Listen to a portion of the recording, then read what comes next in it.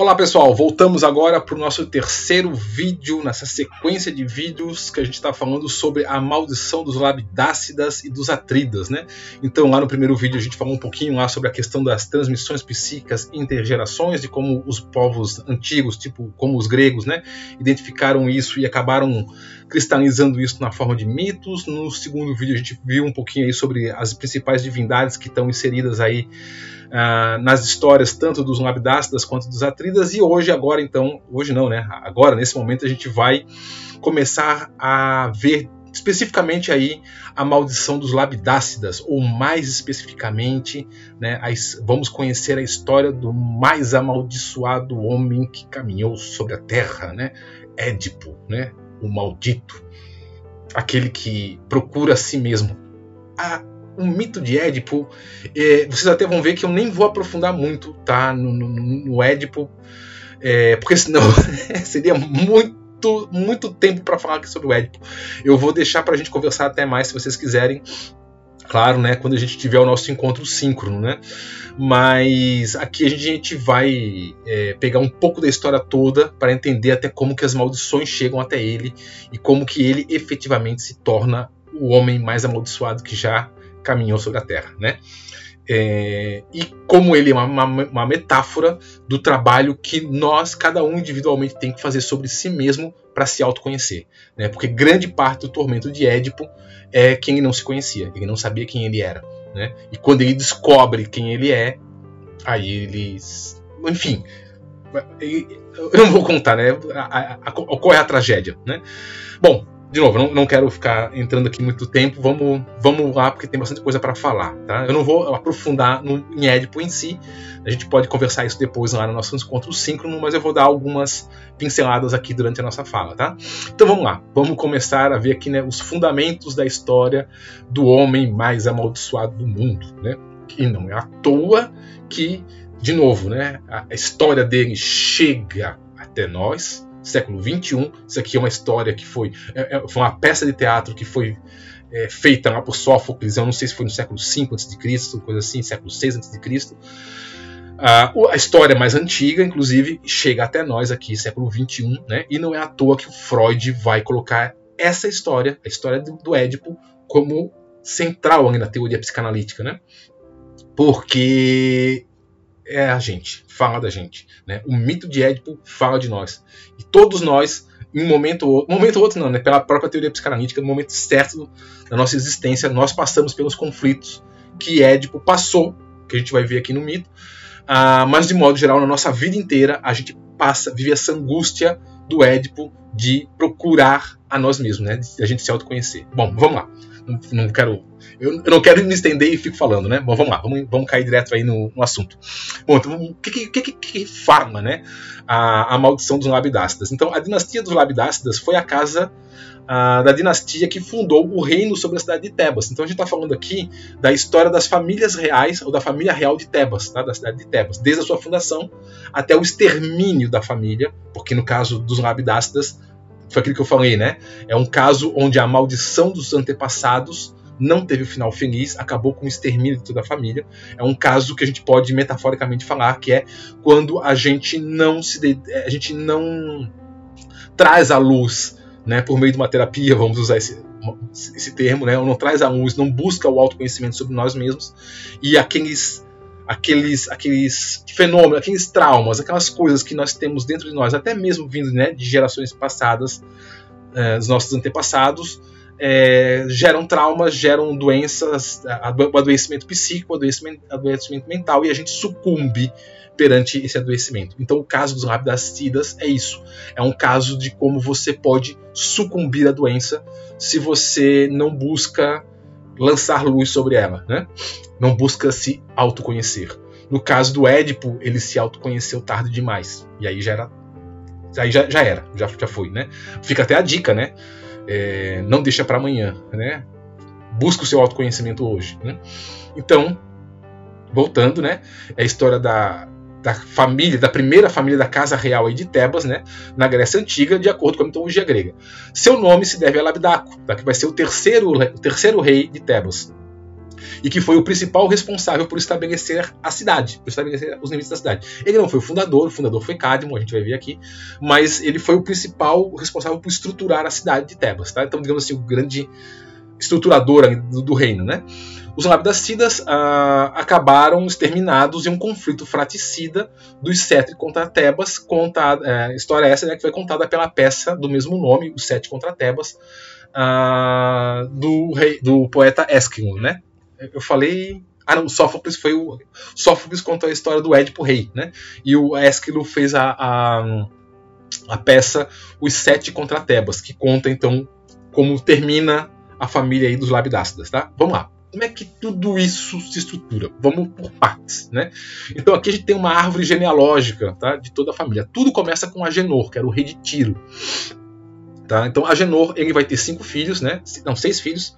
Fênix, Cilis, Taso e Fineu. E há uma filha, Europa e Cadmo. O que vai nos interessar para nós aqui é Europa e Cadmo, tá? Ou mais especificamente Cadmo. Cadmo vai se casar com Harmonia. Dessa união vai ter 3 filhos, tá? Polidoro, Agave e Semele. Semele, ela vai, como você a gente já viu lá no Nascimento dos Deuses, né? Ela tem um caso com os Zeus e dessa união nasce Dionísio. Então veja, a família real de Tebas, né? Ela está ligada ao nascimento de Dionísio. Semele era uma princesa, vamos dizer assim, tebana, tá? Que teve, então, o próprio Dionísio, ele tem uma origem aí, uma relação com Tebas, tá? Polidoro, tá? De Polidoro vai nascer Labdaco, que vai ser o rei que vai dar efetivamente, né, o nome aí à família, vai dar a seguir com o reinado da cidade, né? E Labdaco vai ter Laio, vai ser o pai de Laio, né? De Agave vai nascer Penteu, Penteu vai nascer Meneceu, de Meneceu ele vai ter 2 filhos, Creonte e Jocasta. Veja que Laio e Jocasta, de certo modo, também eram parentes, né? Primos distantes aqui, mas eram parentes, tá? Creonte vai ter um filho chamado Emon, tá? Claro, tem mais coisas aí, mas que nos na verdade, Emon nem vai aparecer na história, mas só para aqui, né? Se vocês forem buscar, tem principalmente quando vai falar sobre Antígona, fala sobre Emon. Eu não vou até Antígona, tá? Eu vou parar no Édipo, tá? Laio e Jocasta tiveram Édipo, tá? E Jocasta e Édipo, que essa altura todo mundo já sabe da história, né? Mas então Édipo, ele casa com a própria mãe, né? Quem ainda não sabia da história, quem ainda não sabia, né, tá aqui, né? Ele casa com a mãe. A gente vai ver o que aconteceu para ele casar com a mãe. Essa que é a grande tragédia do Édipo, né? E dessa união de Édipo com Jocasta, eles vão ter 4 filhos, que vai ser Eteocles, Polinice, Ismênia e Antígona, tá? E a família toda vai acabar numa guerra familiar aqui, né? Que vai ser lá o 7 contra Tebas que eu falei do Ésquilo, tá? Então essa daqui é a árvore genealógica e a estrutura da família, como ela se desenvolveu. Agora vamos ver o que aconteceu. Bom, tudo começa, né, quando o Zeus rapta Europa. Quem era Europa era filha de Agenor. Quem era Agenor era o rei de Tiro, tá? Diz a lenda que Agenor então, ela tinha Europa, né, e mais 5 filhos lá. E a Europa era muito bela, tudo mais tal. E um belo dia ela estava na praia com algumas ninfas ou com algumas mulheres, agora não lembro direito da história. E Zeus, passando por lá, olhou para a Europa e se apaixonou, se encantou. Ou em outras versões da lenda, né, ele já estava olhando a Europa há algum tempo. E aí ele vê que ela está lá na praia junto com as amigas dela, lá, com as ninfas, com as mulheres e tal. E aí o que Zeus faz? Ele se transforma num touro, ele se metamorfoseia, né, na figura de um touro, um enorme touro branco, né, com chifres belíssimos, na forma de lua e tal. E ele vai até lá. Quando ele vai até lá, né, com a intenção de seduzir a Europa,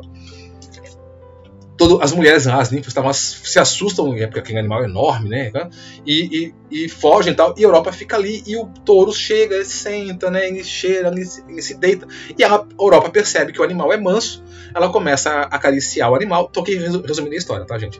Né, porque isso aqui é uma história dentro da história, né? Ela começa a botar guirlandas, como tá aqui, ó, né? Ela bota guirlandas no chifre do touro e tal, ela fica com ela, e ela então monta no touro. Na hora que ela monta no touro, o Zeus se levanta e começa a andar em direção à água. Ele vai em direção à água, ele começa a entrar e vai mar adentro, né?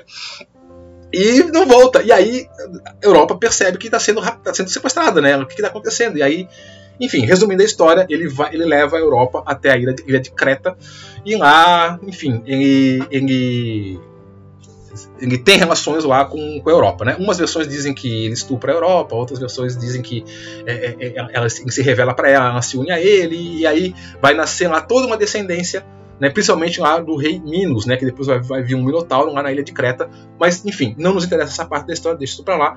O que nos interessa é Zeus sequestra, né, e rapta a Europa. Com isso, Agenor fica desesperado, né, que as filhas, o sumiço da filha, e ele pede então para que os 5 filhos se espalhassem pelo mundo para procurá-la. Tá? Também não vou entrar muito aqui no detalhe do que significa os filhos se espalharem pelo mundo, tá? Porque cada um desses 5 filhos aí vai dar origem a famílias, a reinos, mas não vamos entrar aqui porque, de novo, é uma outra história dentro da história, não nos interessa. O que vai acontecer? Quem vai nos interessar? Um deles, que é Cadmo, tá? Procura e não acha, e não encontra ela em lugar nenhum. Até que em um dado momento ele resolve consultar o oráculo, não está bem claro se foi o oráculo de Delfos ou um outro oráculo, onde que estaria a Europa, e o oráculo diz que, olha, esquece, entendeu? Você não vai mais encontrar a menina, tipo assim, ela está noutra, parte para outra, não vai dar certo, esquece a Europa. Só que aí Cadmo falou, bicho, mas eu não tenho com que cara eu vou voltar pro meu pai e dizer que não encontrei e é isso mesmo e acabou, né? E outras versões dizem que ele ficou com medo de voltar para o pai e sofrer a punição por ter desistido da busca, né? Então o oráculo, Deus, teria revelado para ele, olha, faz o seguinte, continua andando e até você achar uma novilha, né, que ela vai cair na terra, e onde essa novilha cair na terra, você é o lugar onde você deverá fundar uma cidade, né? Então você funda uma cidade lá e vai viver a tua vida. Então foi o que aconteceu. O Cadmo, aconselhado pelo oráculo, deixou de procurar pela irmã e seguiu uma novilha até que ela caísse no local chamado Boécia, né? Que é chamado Terra da Novilha, ou outras tradições o lugar onde a novilha caiu. Aí são traduções, né? E lá ele fundou Tebas, tá? Só que não foi bem assim, ele não chegou e fundou a cidade. A hora que a novilha caiu, ele percebeu que ali era o lugar onde ele tinha que fundar a cidade, então ele resolveu fazer uma libação, uma oferenda aos deuses, né? Se não me engano é Apolo, tá? Eu não estou bem recordado agora. E aí, para fazer essa libação, versões da lenda, né? Umas dizem que ele estava sozinho, outras dizem que ele estava com um grupo de homens, que aí ele pediu para o pessoal ir buscar água para efetivamente fazer a libação, né? Fazer ali o ritual e tal. Outras dizem que foi ele que foi buscar água, mas isso não importa muito. E aí ele acha lá, os amigos dele, os soldados dele, acham um lugar que tinha um poço com uma água maravilhosa lá, tal, só que esse poço ficava o lago, né? Ficava ali na frente de uma caverna, onde ali vivia um dragão. Numas versões é um dragão, em outras versões é uma serpente, né? Aliás, deixa eu passar aqui para ver se... tá. Bom, eu vou passar para cá. E aí diz que esse dragão, então, ele defendia aquele lugar. Esse dragão, ou essa serpente, pertencia ao deus Ares, né? E era um animal, como se fosse não é uma sentinela, um guardião, né, daquela região ali. E ele, a hora que ele viu que Cadmo tinha chegado lá, ele tenta lutar contra Cadmo, matar Cadmo, e Cadmo então acaba matando esse dragão, matando essa serpente, né, dependendo da versão. Uma das versões diz que atravessa com um dardo, depois com uma lança, outras dizem que esmagou com uma pedra. Enfim, só sei que ao matar essa serpente, ele recolhe os dentes dela e joga na terra. Outras versões, que com a batida os dentes caíram e brotaram os espartos, né? Não sei se tem alguma referência com os espartanos, tá? Mas aqui são os espartos, que significam os semeados, né? Vejam como isso aqui é semelhante lá, que a gente viu lá no Nascimento dos Homens, o mito dos Pelasgos, né? Que dizia que os homens nasceram dos dentes da serpente Pelasgo, que foi semeada na terra. Gente, só de novo, parênteses. Não sei se vocês estão ouvindo aí, mas o filho do vizinho está berrando aqui do lado. E se eu perder um pouco a concentração é porque o guri está berrando, então atrapalha, né? Então, de novo, não sei se o som não sei se está pegando o som aí, mas se estiver pegando, desculpa. De novo, já falei isso da outra vez. Infelizmente, né? É minha casa, o que eu posso fazer, né? Não tem outro lugar para gravar. Bom, então voltando, né? Ele joga, aí uma das versões diz que ele joga esses dentes na terra e dali brotam homens. homens extremamente violentos, extremamente belicosos, extremamente guerreiros, já nascem com armaduras, com espadas, e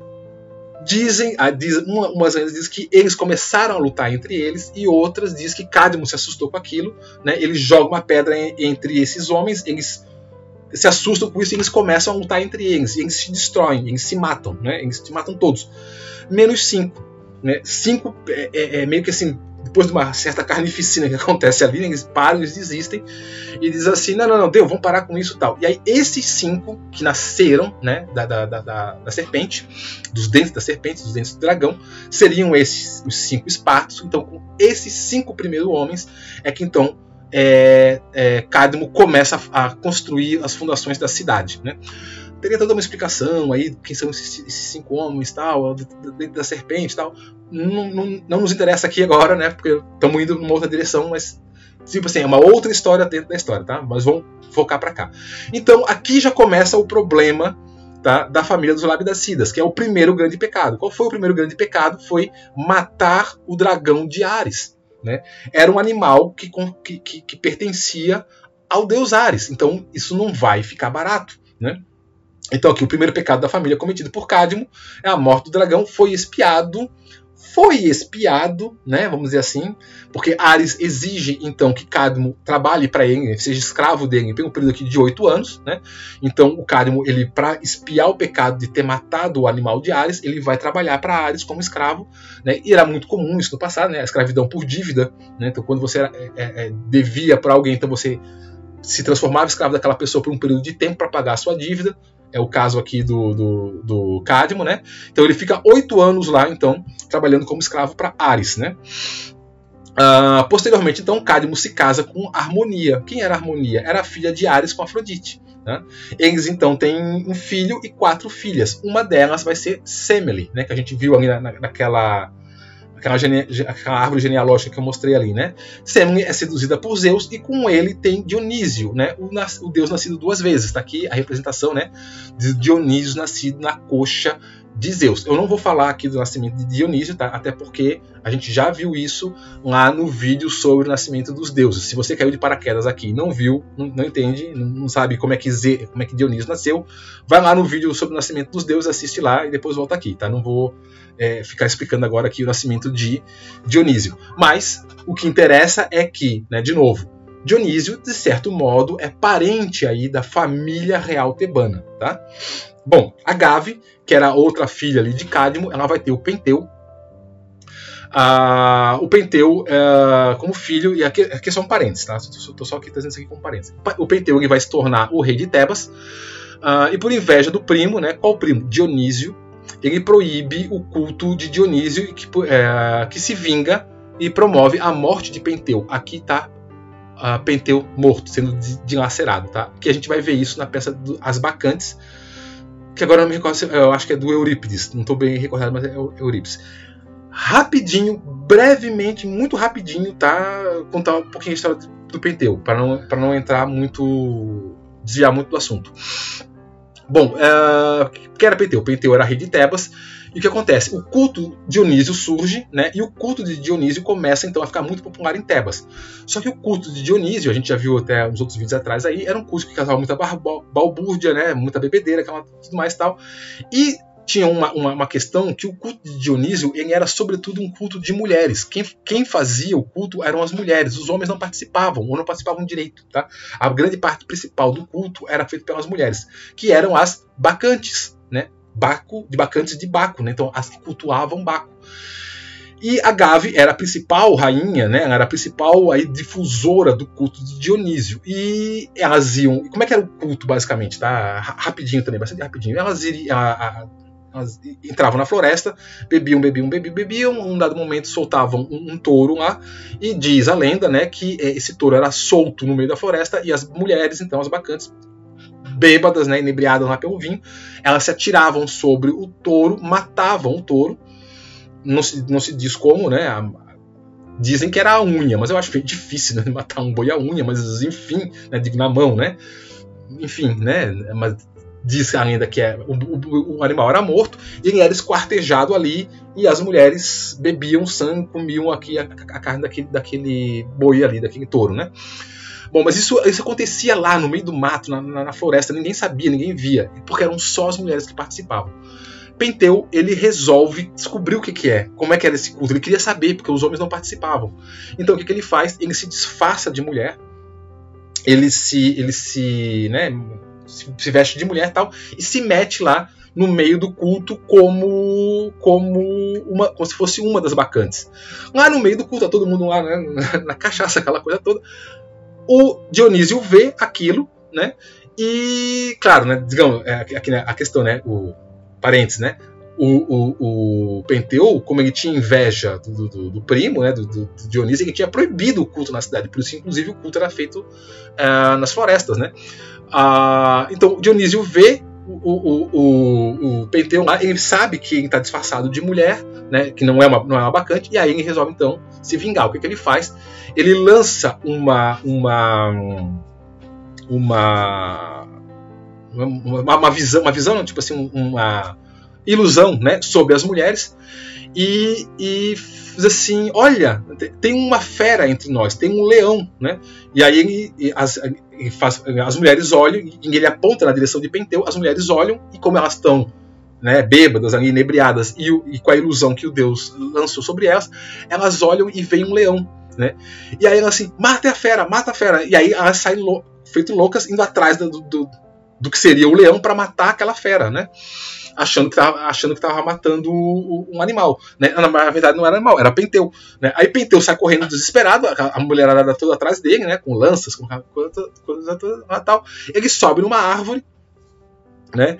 E ele fica lá de cima, e as mulheres vão lá embaixo tentando derrubar a árvore, tentando pegar ele e tal. E ele lá de cima ele começa a berrar. Ele vê a mãe, né, a Gave, e fala assim: mãe, sou eu, tô aqui, para com isso, não sei o que. E ela, louca, né, pela visão do Deus, só via um leão, só via uma fera. Enfim, resumindo a história, elas derrubam a árvore, ou derrubam ele da árvore e estraçalham ele, né? Aí tá aqui, ó, por isso que o Penteu tá aqui mostrado estraçalhado aqui, né? Só a metade do corpo, elas arrancam tudo, né?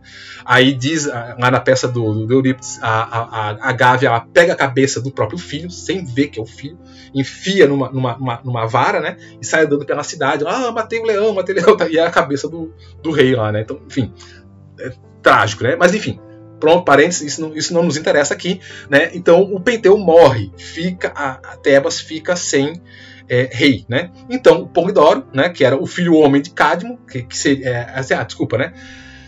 Vocês podem perguntar assim: mas Polidoro não era o primeiro filho homem? Por que ele não se transformou rei? Porque ele era jovem ainda. O homem mais velho que tinha era o Penteu, por isso que ele foi o rei antes de Polidoro. Aí Polidoro, ele vai então assumir o trono, né? É o filho homem de Cadmo. Ele se casa com Nicteia e tem um filho chamado Labidaco, né? Que é o filho aí que vai dar origem ao nome da família, né? Os Labidácidas, né? Que será o candidato ao trono do avô. Mas como era muito jovem, seu tio Nicteu assume o trono, mas pouco depois ele se mata, então e acaba sendo substituído pelo jovem Labidaco. Então o Labidaco, ele era muito criança quando tudo isso acontece, ele não assume. Então o Nicteu aqui, isso aqui tem uma historinha grande, tá? Mas eu também cortei aqui porque, enfim, não vem muito ao nosso interesse. O Nicteu assume, depois o Nicteu morre, aí o Labidaco, já um pouco mais jovem, ele então efetivamente assume o reino, tá? Só que ao assumir o reino muito novo, ele comete a mesma besteira que o Penteu fez, de proibir o culto do Dionísio, né? Aqui está uma representação do que seria, né, os cultos dionisíacos, né? Que seria isso aqui, todo mundo pelado lá no meio da floresta, orgia, sangue, vinho, carne crua, era uma coisa bem brutal mesmo, né? Então Labidaco, né, também proíbe o culto a Dionísio e também é morto pelos Zeus de modo parecido com o que aconteceu com Penteu, tá? Porém, antes de morrer, Labidaco, ele teve um filho, que foi Laio, tá? Aí que já começa a entrar na história que Laio era o pai de Édipo, né? A história do Édipo. Então ele tem um filho Laio, que ainda por ser muito criança não pôde assumir o trono de Tebas. Então muito parecido com o que aconteceu com Labidaco. Labidaco, qual foi o grande crime dele? O grande crime dele foi proibir o culto de Zeus. Então Cadmo ofende Ares, tá? Penteu ofende Dionísio e Labidaco também ofende Dionísio. Ele é morto pelo Dionísio, assim como o Penteu. Laio era muito criança, ele não pode assumir o trono, então a mesma coisa que aconteceu com o Lapidaco acontece com ele, o trono vai ser então colocado vago e vai ser assumido por um outro regente por um período temporário. Tá? Então, novamente, o trono de Tebas fica à deriva e Lico, né, que era um tio de Lapidaco, assume interinamente até que o pequeno Laio possa tomar as rédeas da própria cidade. Tá? Porém, uma guerra entre Lico e os filhos de Nicteu, Anfião e Zeto, fez com que Laio fosse exilado numa corte distante regida pelo rei Pélops. Aqui tem algumas variações. Tá? Algumas versões dizem que Anfião e Zeto eram filhos de Lico e que eles teriam expulsado Laio da cidade. Tá? Expulsado não, que ele tinha tentado matar ele, que era para tomar o trono de Tebas para eles, né? Mas aí Laio ele escapa, ele sai exilado, ele sai fugido para uma região onde era do rei Pélops, tá? Então, nesse momento, ao ser exilado, o Laio ele automaticamente se torna amaldiçoado. Ele herda as maldições dos antepassados dele, tá? Herda as mazelas de caráter religioso dos seus antepassados, em especial de Cadmo, porque matara o dragão de Hades, e de Lapidaco, que se opôs então ao culto de Dionísio, o deus do êxtase e do entusiasmo. Tá? Então, o Laio, ele efetivamente, quando ele sai de Tebas, quando ele foge de Tebas, ou ele é exilado de Tebas, tudo aquilo que tinha sido, o mito não explica bem o porquê, né? Mas tudo aquilo que tinha sido os erros, os pecados que tinham sido cometidos por Cadmo e por Lapidaco, acabam caindo em cima dele. Então, o Laio ali, ele já se torna uma figura que atrai o infortúnio, que atrai o desfavor divino. Tá? Então, só nesse ponto ele já tem problemas. Mas o Laio ele ainda vai cometer uma besteira maior ainda, que é o quê? Quando ele vai lá pro reino do Pélops, né? Então aqui, eu estou olhando o tempo, tá? Por isso que eu estou dando uma corridinha, porque tem bastante coisa. Mas para complicar ainda mais a sua situação, Laio ofende Pélops, né, quando ele rapta o seu filho Crísipo, né, e o seduz. Tá? Aqui é o seguinte, tem variações também, mas diz que o Laio saiu fugido, né, saiu exilado de Tebas, vaga feito um vagabundo pelo mundo. Essa versão é amaldiçoado, ninguém quer saber dele, imagina, os deuses, né, jogaram uma maldição sobre ele. O Pélops fica com pena e acolhe ele no reino dele. Tá? Não lembro qual era o reino, a região do Peloponeso, né, mas Peloponeso é a ilha de Pélops, né, Peloponeso. Ele recebe o Laio, né, e com pena, com dó, tal, né. E aí o Laio, aí são algumas versões, né? Algumas versões dizem que ele não resistiu, né? Se apaixonou pelo filho do Pélops, que era o Crísipo. Outros dizem que fez de propósito, assim, né? Tipo assim, era um tipo meio vida louca e pegou lá e sequestrou o menino.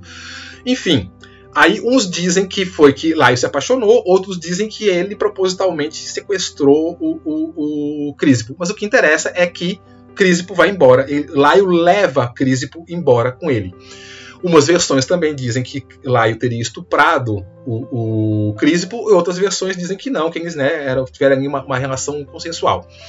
Mas, de qualquer modo, tá, isso, quando Laio rouba Crísipo, né, porque não é só roubar o Crísipo, veja, entenda um pouco, é que eu estou pulando aqui algumas coisas, tá, algumas partes, mas entenda um pouco a situação. Ele era um ser errante, um vagabundo que foi expulso da terra dele. O cara lá acolheu ele. E qual foi o pagamento que ele deu pelo acolhimento? Ele sequestrou o filho do cara que acolheu ele. Né? Ele seduziu, em algumas versões, estuprou, né? E levou embora o filho do cara que estendeu a mão para ele. Porra! Né? Então, nessa daí, ele vai atrair a ira de Zeus, que era o deus da hospitalidade. Então, ele agiu mal com a pessoa que deu hospitalidade para ele. E também vai atrair a ira de Hera, que é a deusa da família e dos amores legítimos, né? A deusa dos amores ideais da família, né? E esse amor aí não era legítimo, 2 homens, né? Por isso que efetivamente algumas tradições dizem que foi aqui que miticamente seria inaugurada a homossexualidade ou a pederastia na Grécia, quando Laio teria sequestrado, ou teria se apaixonado, teria se envolvido com com Crísipo, tá? Existem outros mitos também que explicam o surgimento da relação homossexual, que era, se vocês sabem, que os gregos eles tinham o verdadeiro amor entre os gregos era o amor homossexual, não o amor heterossexual, né? Para os gregos, o amor heterossexual era quase que tipo assim uma obrigação que você tinha que fazer porque tinha que reproduzir e tal, tudo bem. Mas o verdadeiro amor era o amor homossexual. Quem quiser saber isso aí legalzinho, pega lá o livro do Platão, o Banquete, que vocês vão ver, né? Que o verdadeiro amor é aquele que você faz pelo amor em si e não pelo que ele pode te dar, né? Um amor heterossexual, você faz isso porque você quer ter filhos, né? Um amor homossexual, você não pode ter filhos. Então é o amor pelo amor mesmo. Por isso que o amor homossexual é mais sublime, é mais belo, né? Ali na cultura grega aí nesse período, né? Mas tem um outro mito, agora não vou lembrar, que também faz, miticamente mostra esse surgimento da homossexualidade entre os gregos. Mas aqui é uma das versões, uma das variantes seria aqui pelo Laio e Crísipo. Mas de qualquer modo, o que nos interessa é, com isso, Laio atrai a ira de Zeus e de Hera. E é por isso, porque ele agiu mal para com o seu anfitrião, que o Zeus e Hera vão mandar a Esfinge, né? Lembra aquele monstro, para afligir a cidade de Tebas, porque Laio era o rei de Tebas, né? Isso vai ser mais na frente, quando ele volta e se torna rei, tá? Então Laio, o Pélops, né? Ele vai amaldiçoar o Laio quando ele descobre, né? Diz assim que ele roubou mesmo, né? Então, enquanto ele estava fugindo, o Pélops vai atrás para tentar... Porque assim, o Crísipo era um garotinho, tá? Não era um homem, era um menininho, né? Então, o Pélops... aqui estava a cena, né? Do Laio levando o Crísipo embora e o Pélops, né, indo atrás. E o Laio foge, e aí o Crísipo amaldiçoa eles. Cara, o que você fez comigo, né? Você vai pagar na tua própria pele. Então, aí foi a maldição contra Laio. Tá? Então Laio é amaldiçoado por Pélops, que conjura que este sofreria pelas mãos do próprio filho a expiação do crime que cometera. O Pélops falou assim: ó, você roubou o meu filho de mim, mas o teu filho vai... Bom, não vou falar aqui, mais pra frente eu vou falar. O teu filho vai efetivamente me espiar, né? O teu filho, você vai sofrer a punição pelo que você fez comigo, pelo teu próprio filho. Ou já vou até falar, teu filho vai te matar, né? Teu filho vai te matar. Então essa foi a maldição em algumas versões, tá? Algumas versões dizem que foi o Pélops que amaldiçoou Laio, dizendo que o filho dele mataria ele, tá? Em outras versões, vamos dizer que quem revelou isso para Laio foi a Esfinge. Bom, o que acontece? Então o Laio retorna para Tebas, ele assume o trono, porque agora ele já era adulto, ele já era homem, né? Ele toma, algumas versões dizem que ele toma, né? Porque os dois filhos lá estariam governando, ele vai lá e retoma o reino. Outras versões dizem que ele volta e assume porque ele já era adulto. Aí são versões diferentes, tá?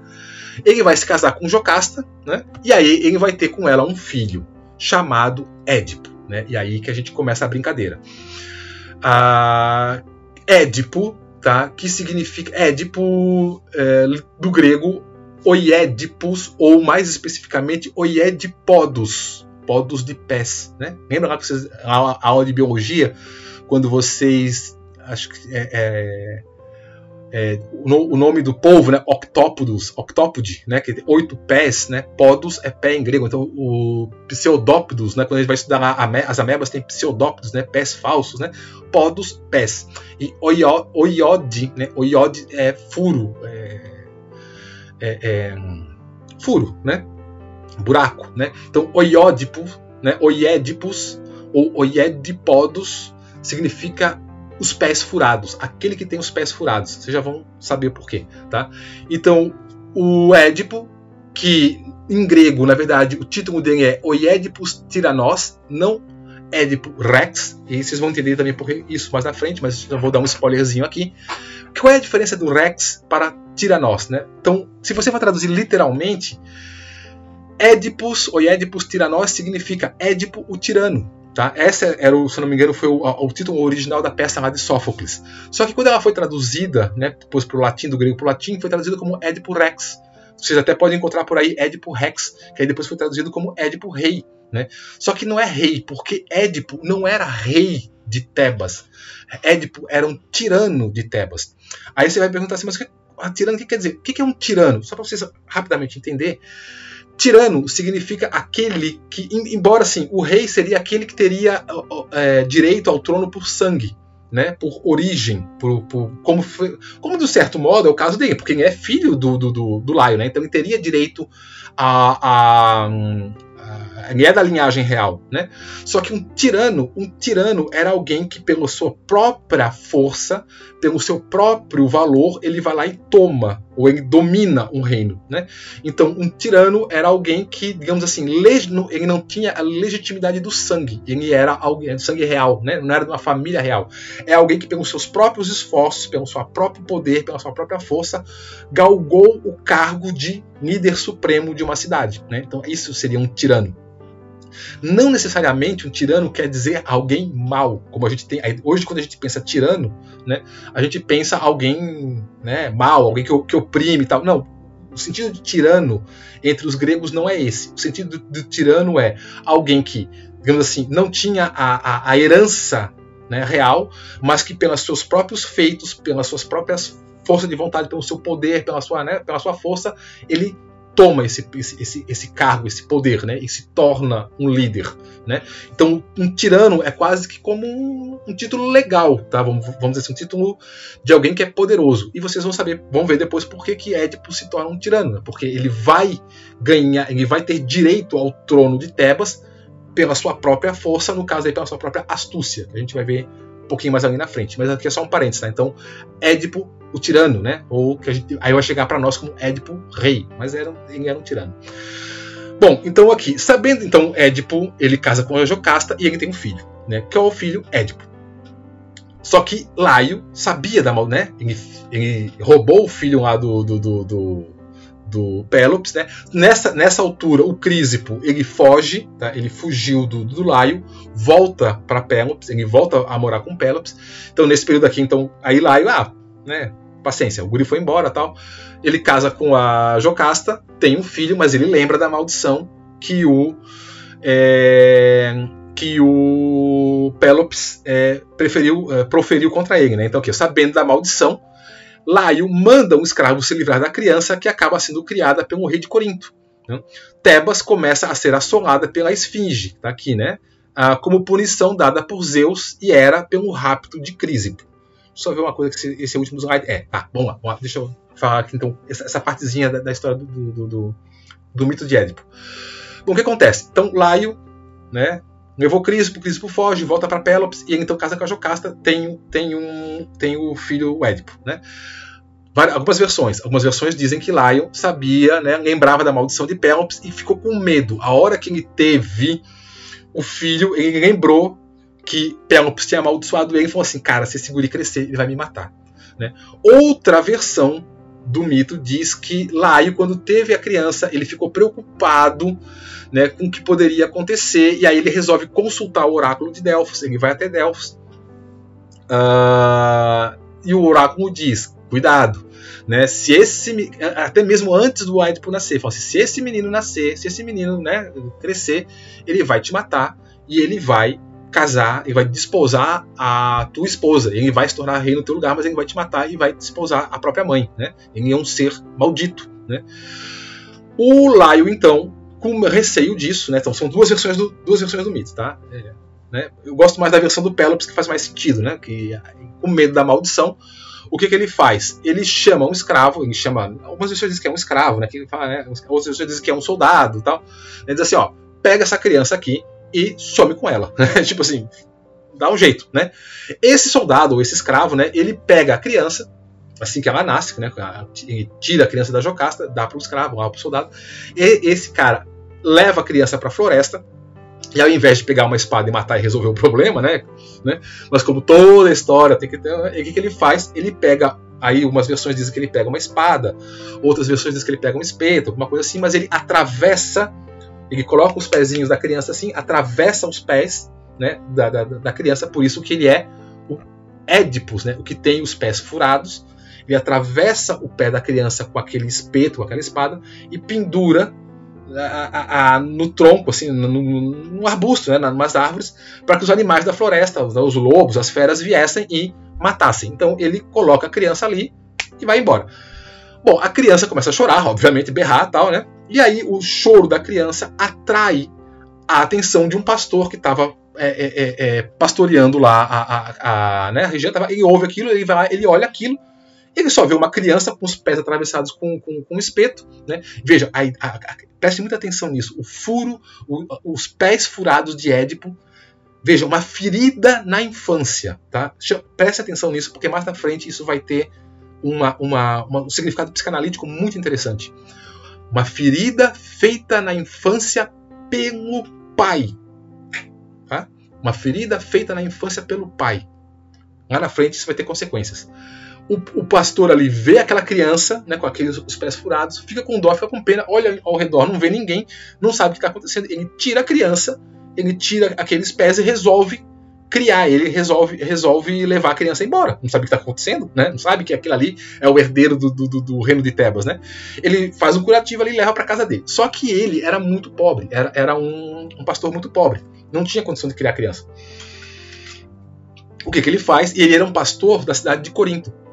O que ele faz? Ele lembra que o rei e a rainha de Corinto não podiam ter filhos e queriam ter uma criança. Então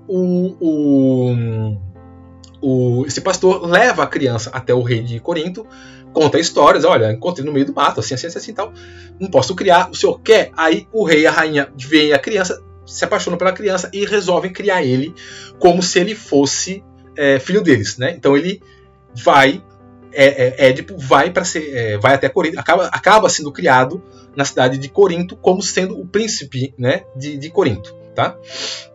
E aí eu paro por aqui, tá? Então aí, nesse meio tempo, então, enquanto o Édipo está lá, né, sendo criado pelo rei de Corinto, em Tebas, a esfinge está lá aterrorizando os moradores da cidade de Tebas, tá bom? Esse vídeo passou um pouquinho, 40 minutos, mas então eu paro por aqui, e aí no próximo vídeo a gente continua, acho que se não me engano, no próximo vídeo a gente encerra o mito de Édipo, tá bom? Então obrigado para todo mundo, assistam aí o próximo vídeo, o vídeo número 4, se não me engano, e aí a gente se vê lá e a gente termina a história do Édipo. Um abraço para todo mundo, até mais e tchau!